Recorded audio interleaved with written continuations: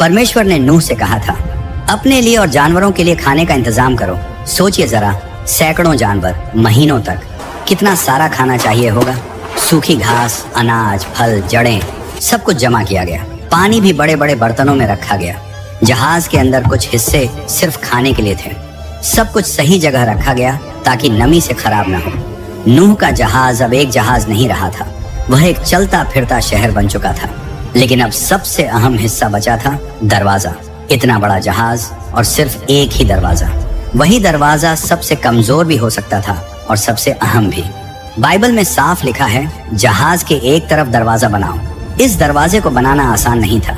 इतना बड़ा छेद अगर ठीक से मजबूत ना किया जाए तो पूरी दीवार कमजोर हो सकती थी। इसलिए दरवाजे के चारों तरफ मोटी लकड़ियां लगाई गईं। अंदर से तिरछी बीमें लगाई गईं ताकि दबाव बराबर बढ़ जाए। उस समय लोहे के बड़े किवाड़ नहीं थे, इसलिए दरवाजा शायद लकड़ी के मजबूत खंभे पर घूमता होगा। उसे खोलना बंद करना आसान नहीं था, लेकिन वह टिकाऊ था। और इस दरवाजे का एक गहरा मतलब भी था। नूह ने दरवाजा बनाया, लेकिन बाइबल कहती है दरवाजा प्रभु ने बंद किया। मतलब इंसान मेहनत करता है, लेकिन आखिरी सुरक्षा परमेश्वर के हाथ में होती है। दरवाजा बंद होने से पहले नूह ने पूरा जहाज एक बार फिर देखा। कहीं से पानी रिस तो नहीं रहा, कोई जोड़ ढीला तो नहीं, खाना ठीक से रखा है या नहीं। इतने बड़े लकड़ी के ढांचे में आवाजें आती हैं, कहीं चरमराहट, कहीं दबाव। नूह समझ सकता था कि सब ठीक है या नहीं। और फिर कुछ ऐसा हुआ जो किसी इंसान ने कभी नहीं देखा था। जानवर खुद चलकर आने लगे। नूह ने उन्हें पकड़कर नहीं लाया, उन्हें भगाकर नहीं लाया, वे खुद आए। जंगल से जोड़े में निकलते जानवर, पक्षी उड़कर आकर बैठते, रेंगने वाले जीव सीधी दिशा में चलते। कोई लड़ाई नहीं, कोई डर नहीं, कोई अफरा तफरी नहीं। शिकारी और शिकार एक साथ चल रहे थे, जैसे कोई अदृश्य ताकत उन्हें रास्ता दिखा रही हो। यह साफ संकेत था कि यह सिर्फ इंसानी काम नहीं था, यह परमेश्वर की योजना थी। एक एक करके सब जानवर अंदर गए, अपनी अपनी जगह पर, जैसे उन्हें पहले से पता हो कि कहाँ जाना है। आखिर में नूह गया, उसकी पत्नी, उसके 3 बेटे और उनकी पत्नियां, कुल 8 लोग। और फिर दरवाजा बंद हो गया। लेकिन उसे बंद इंसान ने नहीं किया, परमेश्वर ने किया। अब बाहर की दुनिया और अंदर की दुनिया अलग हो चुकी थी। अंदर इंतजार, बाहर कुछ ऐसा जो इतिहास में कभी नहीं हुआ था। दरवाजा बंद हो चुका था, और यह कोई आम दरवाजा नहीं था। यह वही दरवाजा था जिसे नूह ने बनाया था, लेकिन बंद खुद परमेश्वर ने किया था। जहाज के अंदर एक अलग ही माहौल था। बाहर की दुनिया अभी भी वैसी ही लग रही थी जैसी हमेशा रहती थी। लोग अपने काम में लगे होंगे, शायद कुछ अब भी हंस रहे होंगे, शायद कुछ सोच रहे होंगे कि नूह सही तो नहीं था, लेकिन अंदर सब कुछ तैयार था। जानवर अपनी अपनी जगह पर थे, खाना जमा था, जहाज मजबूत था, और नूह का परिवार चुपचाप इंतजार कर रहा था। फिर अचानक सब कुछ बदल गया। बाइबल बताती है कि नूह की जिंदगी के 600वें साल में कुछ ऐसा हुआ जो दुनिया ने पहले कभी नहीं देखा था। धरती के अंदर से पानी फूट पड़ा। यह सिर्फ ऊपर से गिरने वाला पानी नहीं था, जमीन के नीचे से जोरदार दबाव के साथ पानी बाहर आने लगा। जमीन हिलने लगी, जैसे धरती खुद टूट रही हो। नूह और उसका परिवार जहाज के अंदर ये सब महसूस कर रहे थे। जहाज हिल रहा था, लकड़ी चरमरा रही थी, नीचे से जमीन के हिलने की आवाजें आ रही थी। और फिर आसमान खुल गया। यह इतिहास की पहली बारिश थी, और यह कोई हल्की फुहार नहीं थी। भारी भारी बूंदें लकड़ी पर जोर से गिरने लगी।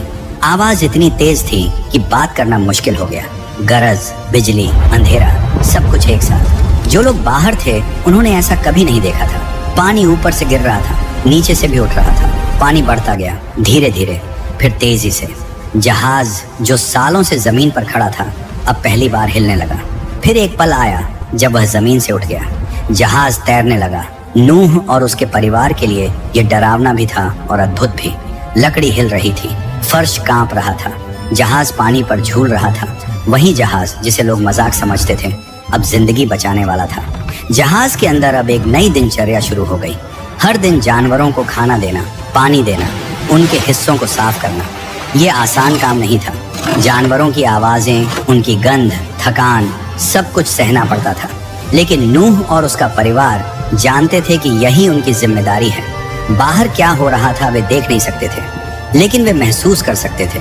पानी लगातार बढ़ रहा था, जहाज ऊपर उठता जा रहा था, कभी दाएं झुकता, कभी बाएं। बाइबल कहती है कि पानी इतना बढ़ गया कि पहाड़ तक डूब गए। पुरानी दुनिया, शहर, पेड़, मैदान सब खत्म हो गया। अंदर जहाज में एक अजीब सा सन्नाटा था। बाहर पूरी दुनिया मर रही थी, अंदर जिंदगी बची हुई थी। बारिश 40 दिन और 40 रात तक होती रही, लेकिन कहानी यहीं खत्म नहीं होती। बारिश रुक गई, लेकिन पानी फिर भी कम नहीं हुआ। 150 दिन तक पानी धरती पर छाया रहा। जहाज बहता रहा, कहीं कोई दिशा नहीं, कोई पतवार नहीं, कोई नियंत्रण नहीं।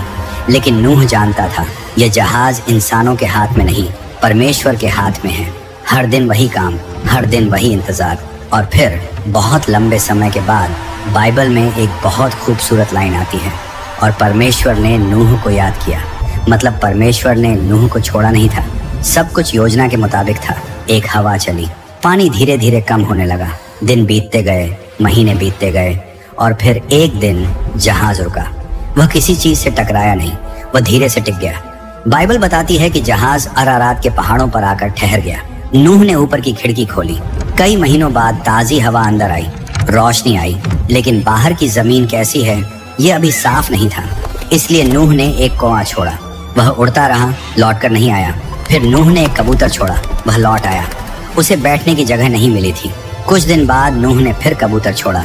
इस बार वह एक जैतून की पत्ती लेकर लौटा। यह एक छोटा सा संकेत था, लेकिन बहुत बड़ा मतलब रखता था। जिंदगी वापस आ रही थी।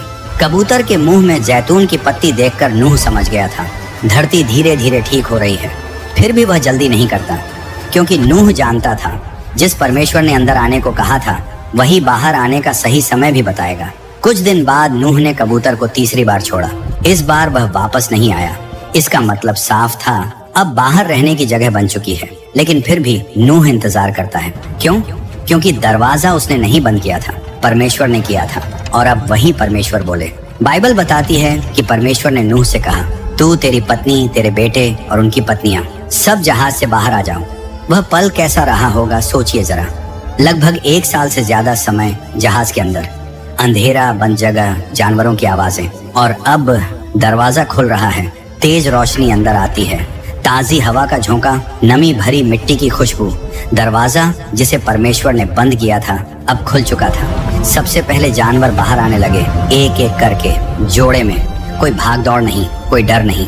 वे अपनी फितरत के हिसाब से अलग अलग दिशाओं में चले गए, जंगल की तरफ, मैदानों की तरफ, नई दुनिया की तरफ। फिर नूह बाहर आया, उसके पीछे उसका परिवार।